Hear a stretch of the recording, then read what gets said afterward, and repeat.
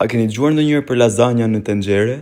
Po, lazanja, por jo si ajo që bëjmë në furr, por në tenxhere në formë gjelle.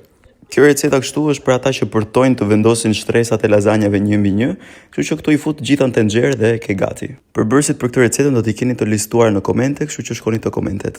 Dhe më në fund u riktheva në kuzhinë, më kishte marrë malli keq fare.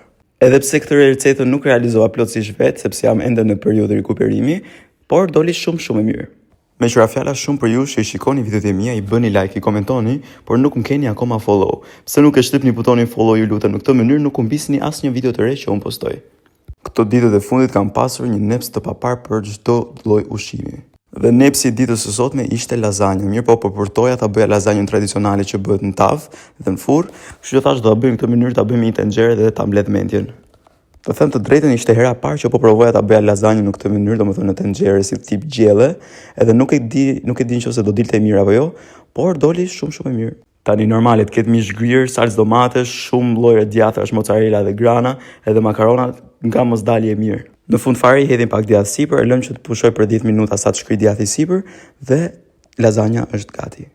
Më kishte marrë malli shumë për ju, shumë faleminderit që ndoqi këtë video, mos harroni të bëni like, shkruani në komente çfarë recete doni të shikoni videon e radhës. Shihemi bashkë në videon tjetër. Ciao.